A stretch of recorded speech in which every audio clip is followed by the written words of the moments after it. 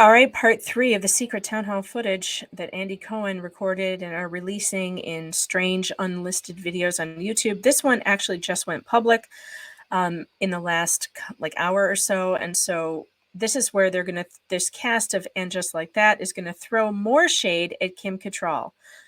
I don't know why they think she deserves this, but I think it's really crappy and catty of these women. I'm Megan Fox. I write with pjmedia.com. You can find my columns every day on pjmedia.com. And I'm going to share this with you. I have to break in and give you my thoughts on it every once in a while, or I'm going to get a strike from YouTube. So please do not get annoyed. If you want to see the entire thing without my commentary, I will drop the link in the description for you to do so. Let's watch this. Of the show, I think, was how Samantha was kept alive. And I loved when I wish they would just keep her name out of their mouths. I really do. I wish they would not talk about Samantha at all, because I wish they had just killed her off, because this is just it's just so awful what they're doing to her. Sarah, when Carrie would text her, and it just felt like her voice. And when the flowers appeared, you felt her heart very much alive. I thought it was very respectful of the character. Very respectful of the character to make the story that Samantha dropped all her friends over a financial spat. Really? That was respectful of the character? Because, yeah, we don't agree. And really kind of a gift to the fans who loved her. Talk to me, any of you, about how that a gift to the fans who love her, because none of you do, laid out, and specifically also who wrote her dialogue for those text messages, because it was pitch perfect to me. You could hear Kim Cattrall saying those words. Samantha wrote it. Oh God, Samantha wrote it.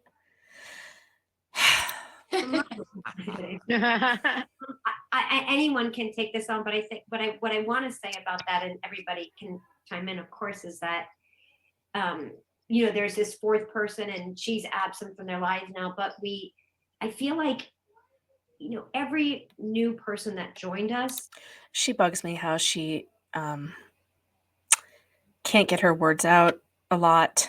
And now I'm doing the same thing because I'm having a hard time describing what bugs me about it. But I feel like whenever she's asked a hard question, she spends a lot of time hemming and hawing before she gets to the point. Get to the point. There was a piece of Karen's character's directness and Nicole's sort of effervescence and Sarita's sort of grounded, very sensual, sultry and sensual, everybody. Okay, so they're now trying to say that they put a piece of Samantha in each of the new characters. I don't know if I saw it. It certainly, it isn't the same impact as having Samantha Jones, and no one will ever be a Samantha Jones, except Samantha Jones. Brought a piece of Samantha unknowingly.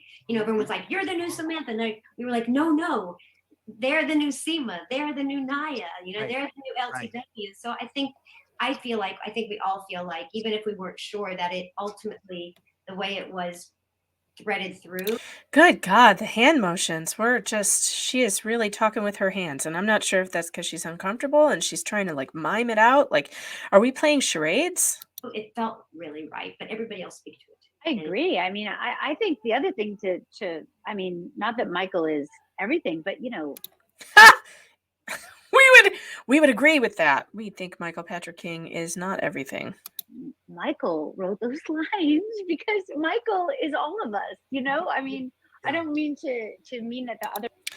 So Michael does most of the writing. Michael is all of us. So we can blame Michael Patrick King. The writers don't contribute because obviously we all have storylines that are their own personal storylines, as well as their creativity, but Michael cares so deeply about all of our characters, and I don't think that he does. He though, because it sure doesn't feel like it. I don't think he cares about them as deeply as we do. Would have ever wanted anything less than what you're saying, Andy, which was to have her be a presence that was respectful, and also have us deal with what that's like to have someone who's gone from your life, because unfortunately that is something that does happen in life. That is something that happened with Kim Cattrall and you bitches.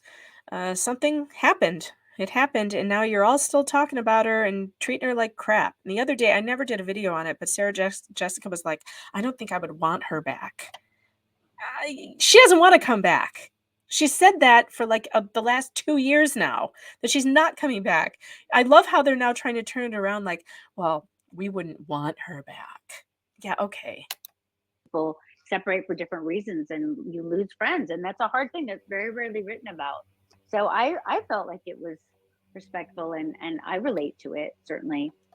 What I loved about it So again, with this word respectful, I don't think how they handled Samantha's absence was respectful at all, but I've been over that. but that it sort of stayed in line. It was aligned with what I feel like Sex in the City and just like that does, which is it brings to the surface that even though friendships or relationships change, there's still that love there. And I just felt I don't know.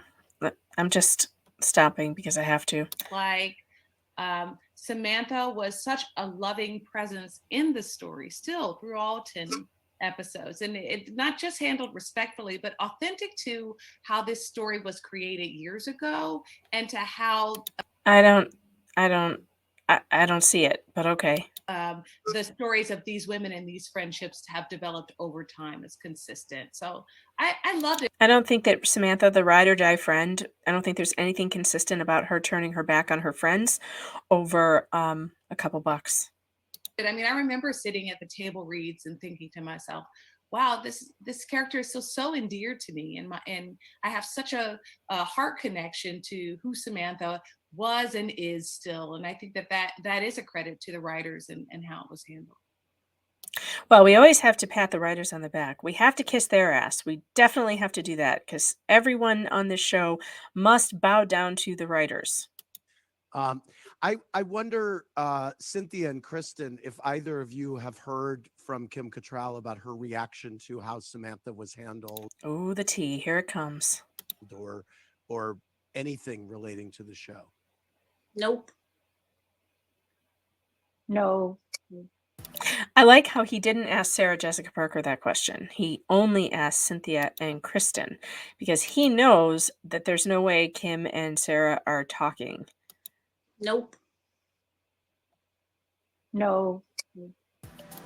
I mean, they just have to drag her through it. I wish they would just keep her name out of their mouths. I don't know why they have to keep doing this.